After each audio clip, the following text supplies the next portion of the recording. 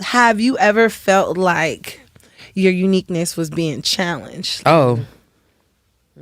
Yeah. Oh, y'all should see the eye rolls in this room. For those listening, y'all should see the eye rolls. If you start thinking about all the people that you've encountered, like, you're just like, Right. I remember you. Yeah. That's it, that's all. That's it, that's all. How you feel? That's it, that's all. That's it, that's all. Black excellence at its finest. How that skin glow, she's a true diamond. With the world at her back, she's still smiling. Never let that crown till she stays thriving. That's it, that's all. That's it, that's all. Keep it real. That's it, that's all. That's it, that's all. Is that really it though? What up, y'all? This is That's It, That's All. My name is Casey Carnage. This is a podcast made for Black women, made by a Black woman. And today we got our guest on the show. We got Nikki, aka the Krieg Machine, aka very much that bitch. Hey. We got Bri Geiger in the house, aka DJ Bri, aka Top Flight Security of the World, aka Your Wet Dreams. And on today's episode, we talk about being unique as a Black woman, not letting anybody take you down, and definitely doing you, boo. All right. I want to pose a couple of questions as far as the uniqueness of the Black woman, like the essence of the Black woman.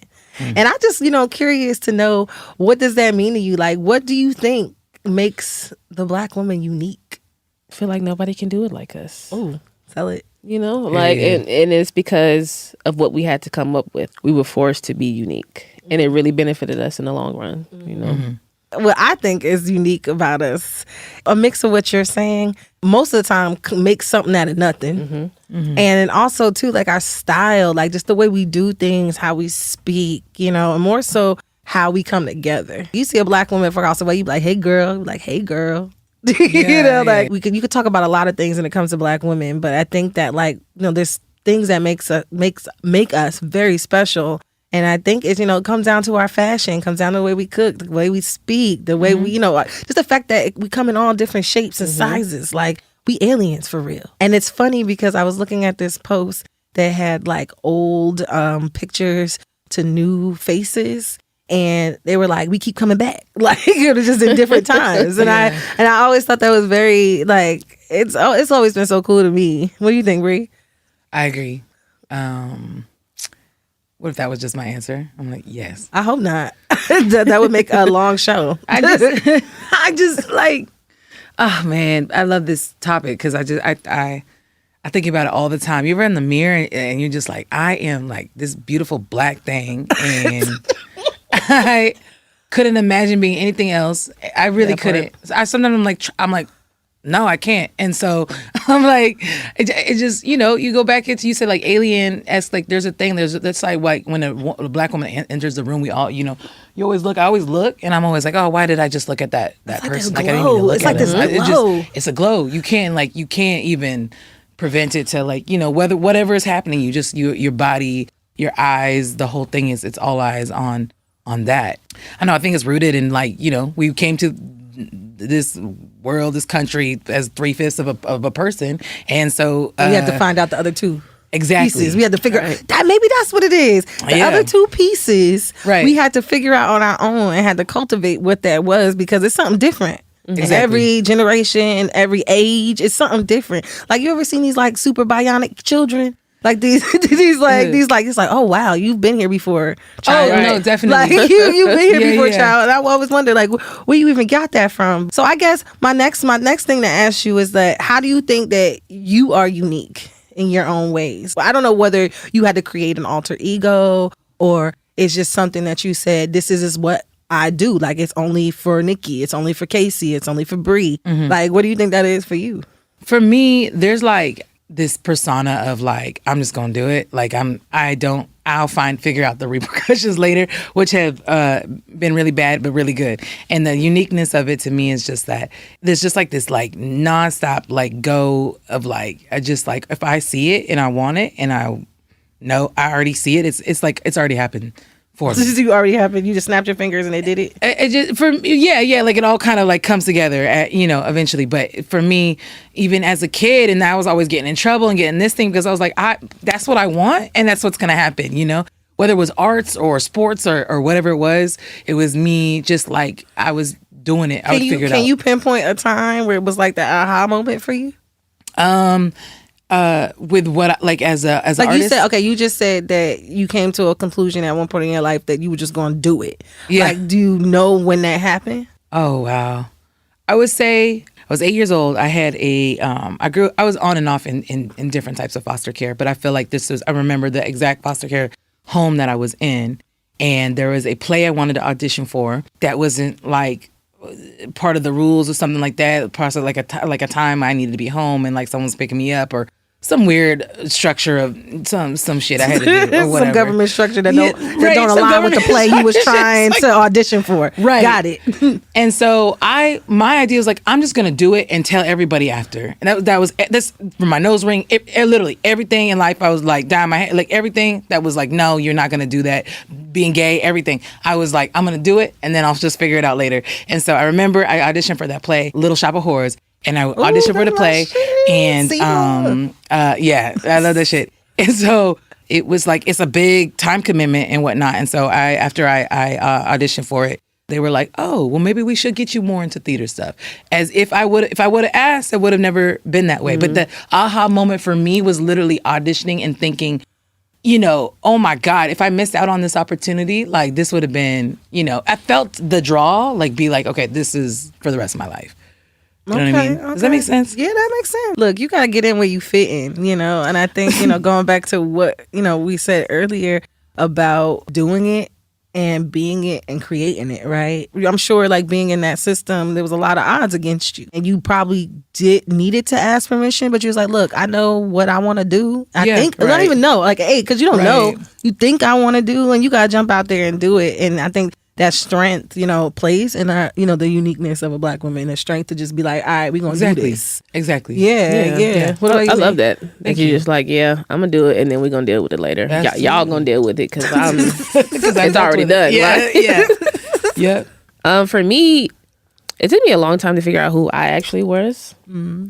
And I think I created, like you said, like an alter ego of like being falsely confident until I actually began to believe and be confident, and now I'm able to like do things like put this on the end of my nose. It's weird makeup on the end of my nose. We're gonna get to talk to you how I feel about you in a second, because like one of the most creative people I know. Like I'm like, what she got on today? What she doing just today? like just wearing whatever makes me feel good. I don't know if there was a specific aha moment, but it's just like over time, like I would be outside being falsely confident, being what I thought everyone else wanted me to be. Mm-hmm. I started just like feeling super low, and I retreated back inside, back into myself and started going to therapy. And I'm like, wait a minute, okay, I know who I am now. I'm the shit for real. Yeah. And I really doubted myself for a long time. And now I'm just going to go outside and let everybody see this. You get to participate in this. Yeah, I feel that. See, Nikki, she's she ain't gonna tell you what she is, but she is a designer, and like some of the craziest pieces I've ever seen. Like I crochet too, people know that, but she started crocheting like a little bit after the pandemic-ish or whatever. And I remember she used to come over. It's like, oh, what's that piece? What's that piece? And like, all right, cool. And then she started like making these pieces. Like she has this piece on now. I know the people that are listening ain't gonna be able to see it, but the people that are watching, tell them about this, because I'll tell you, this is one of the most inventive crochet things I've ever seen. And as a crocheter, like, you know what I mean, like I'm a little bit more prissy. Like I'm not as I guess like I don't wear a lot of streetwear. I do, but like that's not my, like when I think of what I'm gonna design, I don't think about that kind of stuff. So when she made this, and this thing's she got ones that are like down to her leg, like down to her ankles. Oh my God. And I was like, that was just very creative. That's a unique thing, like to come up with pieces that are different. I've seen her just grab fabric and wrap it, like, and tie it, and then she out. and then she's out. So like that makes you unique. Like, did you find your uniqueness inside of your designing? Definitely. It was definitely a way to express myself. Like for this piece right here, it literally just like was on my mind one day. I was like, I want to make something, and I keep seeing this in my head, and that's how it happens. Well, I used to call it like a headdress, but then somebody started calling it a Krig, like a crochet wig. Yeah.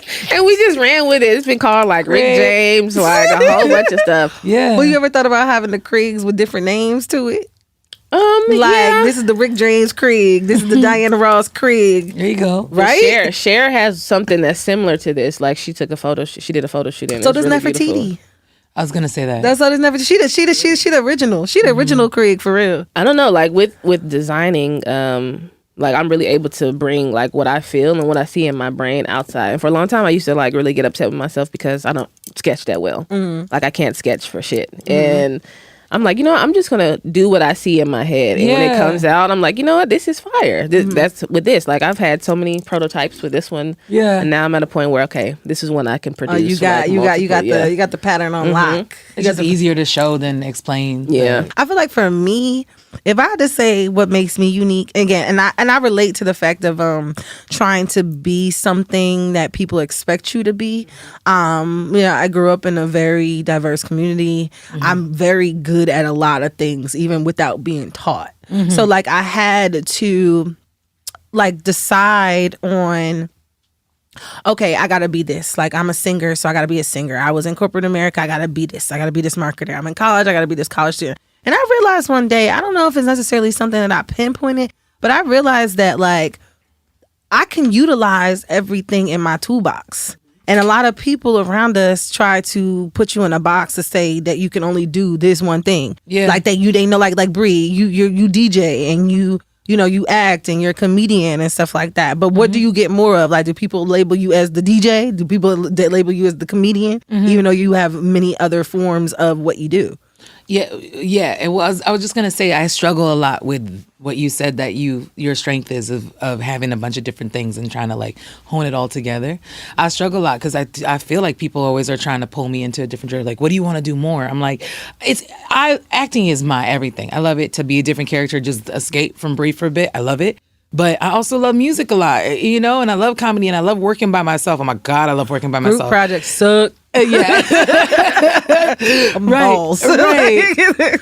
So honestly, to answer that, it is a big struggle. It is something I really want to hone in this year and figure that out. But also I'm like, do I need to figure it out? That's what I'm saying. And that was for me my aha moment. I realized that like I moved faster. I don't like to use the word faster because everything sometimes things take time to develop. But I feel like I was moving at a clearer intention when I wasn't so focused on what I needed to be all the time. Yeah. Like I was just able, when I decided to be like, I'm going to be in my realness and be who I am, and whatever I am produces, that's what y'all motherfuckers is going to get. Yeah. And y'all either going to like it or love it. And one of the things about me is that I love building community. Like I got a lot of friends and I know a lot of people. Not necessarily like all the people that I know are my friends. I won't say that. But I will say that the biggest thing about me is that I do like bringing people together. One of the biggest things that I love seeing out in the crowd when I have 5 different pockets of friends and then y'all all are getting together. Like y'all all having a good time. Y'all all are making connections together. That fills my heart. And I think that's a unique trait of mine, is that I can have that ability to say, oh, y'all can be in this room together. You know what I'm saying? And y'all gonna be like, oh, that person was dope. Like, you know what I'm saying? And it's just, it's funny how we do that. And I think that as Black women, like going through like, history and stuff like that, we are always the gatherers, right? Always. Women are the gatherers. Like we're taking care of people. We're putting people in places. We're mothering, we're nurturing and stuff like that. And I feel like when it comes to like a tribe of Black women, it's very powerful. Like it's a very powerful force. Like, and I made a decision. Like I think on one of the episodes we had, we were talking about sisterhood, right? And how I didn't feel like I was a complete woman until I had some form of a sisterhood, right? I had like, not everybody's tribe is as big as everyone else's, but like I feel like when you have that commonality and when you have that kind of sisterhood, it brings out a lot of you, you know what I mean, that you didn't know was in there because you also didn't have nobody to bounce that off of. Right. And people, and then you find out like, oh, that happened to you. You felt that way too, or that happened. You're like, oh, I thought I was alone with that feeling. Right. And then your sister, your friend is like, oh no, friend, I've been. Like, no friend. That's the one for me. Get me together. So, how do you think your specific uniqueness or your specific talents play in your life, like your day to day? I'm kind of similar to what you were saying. Like, I'm good at a lot of things, and it's like that allows me to meet a lot of people too. It just helps me to explore myself more through meeting people. Like you realize you see yourself in other people. Yeah, like, a lot. Like damn, I used to do the same thing, or you just see how you've grown. Like and. Because although you seeing yourself from other people, you also like, I don't want to see that. Like I don't want to do that no more. I don't want to do that no more. That used to be me. I don't want to do that no more, and it feels better. How does my uniqueness tie into my everyday? Circle back to me. Okay. Okay, little tag team. I feel like acting and performing, or just performing, even DJing and stuff too, has brought a sense of ease to me. Somebody yelling in my ear trying to tell me to play a song, or even like a club owner or something insane or something ridiculous or some type of racist weird shit I'll hear while I barely have a headphone on. But tell me, okay, wait, I'm gonna pause you. Tell me the funniest thing that you heard in your ear while you was DJing. Funniest? Or the craziest or whatever, some outlandish shit. Because I gotta know, because I know DJs get it. They're like, play this, play that, play this, play that. And they like, I don't take requests. I know. Because sometimes the request is like, oh, damn, yeah, I'll play that. But sometimes it's like, what? You want to play John Lennon right now? Like, no. Okay, the funniest thing someone's ever said in my ear was, I just looked it up. It was like some Beethoven. It was like Beethoven classical stuff. And I was literally like, nah. They're like, please. They're like, nah, it's like some remix thing or whatever. But the song was Beethoven, whatever. I was like, I don't even know how to spell that. And so I was like, no. And then he slipped me a 20 and I put it on. And I played it, some remix TikTok-y X SoundCloud song. I played it. I was getting real nervous. I only had a few minutes to like preview it. And I played it and it had some wild ass, crazy ass Afro beats drop, and everyone went wild and went crazy. But it was a minute of just Beethoven, blah blah blah. So I definitely had to work for it, and I was kind of sweating, like, oh my god. And so it was funny because I was like, no, I'm not gonna play Beethoven. Like, get out of here, And then I played it, and it was crazy. The weirdest thing, the craziest thing that happened was somebody came up to me and said that they were like, hey, I'm so sorry, with a security team behind them, but I think I hit your car. And I was like, because I had just parked outside. This is crazy. We are friends now, and it's fine. And they handled it. But I parked my car outside, and they saw me take my DJ stuff out, and then this drunk girl hit my car, and that was crazy because I had to just like, perform. I was like, you had to perform in the back of your mind. You're like, right. Shit, my car is fucked up, and I don't know what to do, and I don't know if my insurance is right.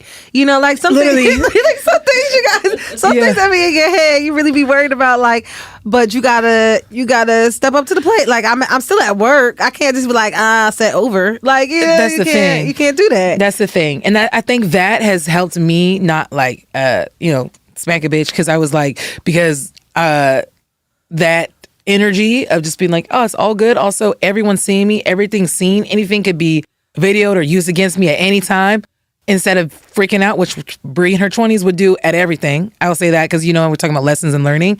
I would just flip out just as an Aries. I just flip out. And I would be like, and so when she said that hit my car, my first thought was like, you know what? That's what happens. You brought your car to a club. There's drunk people in Hollywood. Stop playing. You know what I mean? My brain, was like, bitch, I'm about to fuck you well, up. That was maybe my third thought was definitely like, how bad is it, bitch? But but the first thought was like, I said, okay. I really was like, okay. And I was thankful though, because the security guard brought her over to me, all these people, because I don't think she was gonna say, but I was thankful because I was like, okay, I'm thankful I wasn't in that car and no one, whatnot, but. Yeah, it's helped me stay calm for a little bit. I think if I had to think about it or had to say something, because like this always that question, like I gotta say something, I would have to say, I think identifying when you need help is a very unique thing to do. Oh yeah. We talk about being strong Black women. We gotta be strong all the time. We gotta hold everything on our shoulders. We gotta do all this stuff. We gotta take care of the man, husband, wife, whatever it is, we gotta take care of it. So I think that, what I try to use in my everyday as far as my uniqueness is really try to not overwhelm myself. Like I do suffer from anxiety. So I've had to cope with certain mechanisms that help me daily. Like I'll get in a car with my friends and just be like, And they be like, you good? I was like, no, I gotta gear myself for this ride because y'all about to be in my ear. Like, sure. you know what I'm saying? Or if I walk into a space that feels uncomfortable, sometimes I walk out. Or even like I'll be at parties sometimes. Like there's two things that I'm gonna do at any given time. Either I'm gonna take a nap somewhere. Like if it's one of those overnighters or those all-nighters, like I'm gonna find somewhere to take me a nap. Right. Or I'm to disappear. Like just like I'll go for a walk. Like I'm good for just like I gotta go for a walk. I need air or whatever. And I think that like I try to keep that in the back of my mind every day, that when I am feeling overwhelmed or if I need help with something, or knowing that like I'm a person that likes to plan things and do things and constantly keep moving all the time. And sometimes you fall short of that. Sometimes you lose yourself. You know what I mean? And I've tried to like, at least, especially in the last year or so, really try to be very intentional about when I'm feeling in these certain ways. So I think that's a unique trait, like, like to like really be aware of what you need for your body. And I try, I can only be, who I can be, and I can only try and strive to be the best I can be. And with that, you got to take accountability. Kind of accountability. Like there's all those words that always like trip you up, even though your mind is saying it. Your mouth don't say it. Wait, can we circle back, Nick? Yes. Okay, so I think that over time I realized that I'm supposed to like talk to people, but I used to like just not talk to people and be shy and quiet and act like I don't know how to talk. But being that I know how to do so many different things, or what I do is like really unique, like this is going to cause somebody to come up and talk to me. Right. And that's another connection started right there. Absolutely. And who knows like where that connection is going to take me. It's taken me a lot of places. Like I've met a lot of people like. Off the Craig? Yeah. Off the Craig, off the music, off of something I'm wearing, making friends on the internet. Like I think it's been very beneficial to me and my growth as a person, like to stop being scared to be me, seeing that I'm unique and somebody's gonna fuck with something that I do. Like, okay, you're good, you're still good, you're enough, you're more than enough. Someone's gonna fuck with you regardless, whatever you got going on. You got 100 things going on, it's 100 people gonna fuck with you. Like, right. Yeah.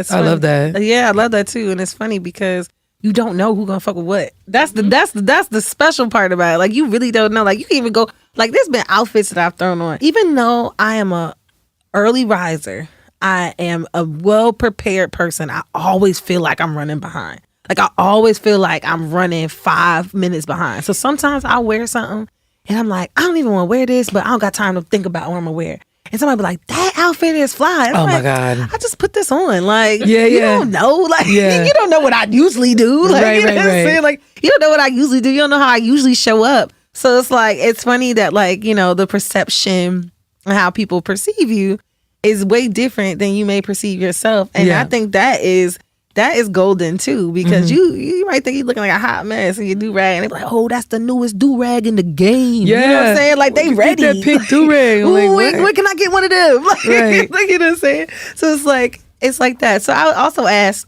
do you have a person or a thing that you can attach being unique to? Like as far as like your inspiration. You look up to something, a being, or it could be a painting. Like, is there something that you just thought that was so beautiful? It's just like, I wish I can capture that kind of creativity, that kind of uniqueness. Your questions are so good. I keep checking to see if they're like written over here because I'm like, how is she coming up with these? Like they're top of the dome. Off the dome. Actually, my friend Chris made this. Chris actually painted that. I knew Chris it. actually painted that. was like, that's really another nice. That dope, looks like Chris's another work. dope artist. He actually That's beautiful. painted that. Yeah, what a good question. Inspiration, like a specific person. Yeah, a thing. It could be a thing. It could be that plant literally right next to you. We were like, Maybe. I feel like I can attach mine to my mother. I lost her when I was 19, but it's just like I'm still realizing how unique she was every day. Like something different will come up. I'm like, damn, my mom was really the shit. Like, and I didn't even know. Like, so many things happened when I was young that I suppressed so much shit. Like when I got older and started doing fashion and just like being a creative person. Like my mom used to sing. She was very Christian, but she still knew how to dress, to the nines. Like she wore the long skirts, but it was always some fly shit. Like my mom always wore some fly shit, even though it was like very covering. And she used to crochet too. And it's like, I didn't even remember that she crocheted until like I had like an epiphany. Like I was like 29. I was like, Is that how you learn?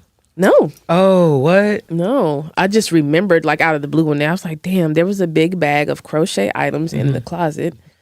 And she stopped, you know, obviously, like, I guess to take care of the kids and to like pursue her dreams of being a teacher. But I was like, damn, like she taught me a lot without teaching me a lot. Like, I think subconsciously I saw her doing these things, and it didn't register until I was older. Right, you know? right. I mean, I guess I would have to say it's not necessarily a person, but a thing, which I knew I was unique.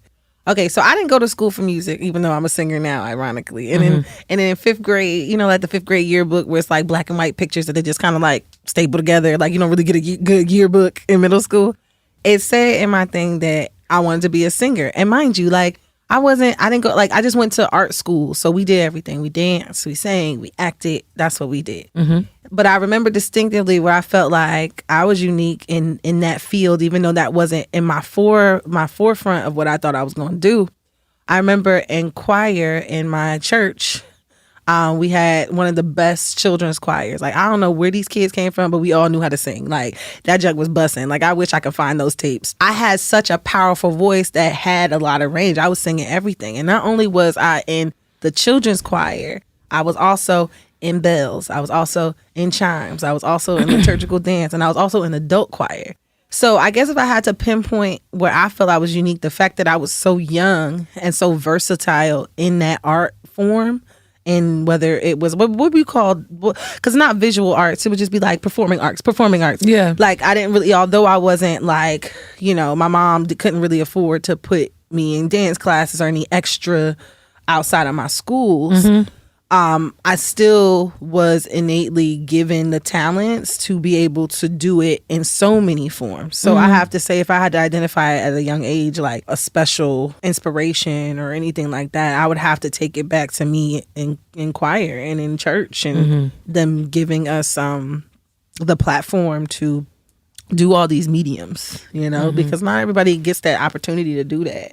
And I think that helps build who you are, like you said, subconsciously. Like, you know, like you don't think that like while you 5 going bing, bing, bing, you're going to be able to, you know, now you know pitch. Like, you know what I'm saying? Like you didn't know. They just give you a sheet and a whole bunch of different bells. And you're like, all right, the C one, this the big, you know, this is the medium one. Look at that G bell. That G bell is like, bang, bang, bang. You know what I'm saying? Like, it's like you don't know that these things are getting instilled to you and inspiring you until you get older. And you're like, oh, I can sing that. Oh, I can do that. Oh, I can get in front of a camera and talk to people. And it's so funny. Another thing is that I used to have, although I did all those things, I could never do any lead parts because I still had like major stage fright.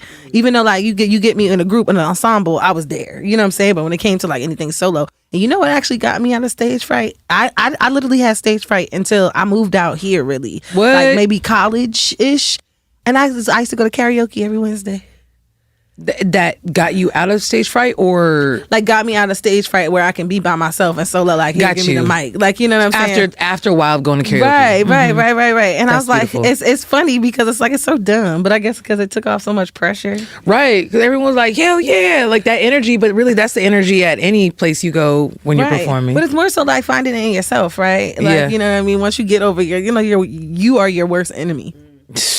Big You are your critic. worst enemy. Yeah, Bri. Yeah, Bri. So what about you, Bri? Those were so good. I love those. It's crazy because like for whatever reason, Sister Act keeps coming in my head, and I don't know. I think I know why, but I don't like. I'm like, why? But I mean, like, Joyful, Lord, we adore thee. Yeah, you know why? Yeah. That was lit. Like, besides that, I'm like, what? There's something. I mean, obviously, like that was. I just like watch that all day, every day.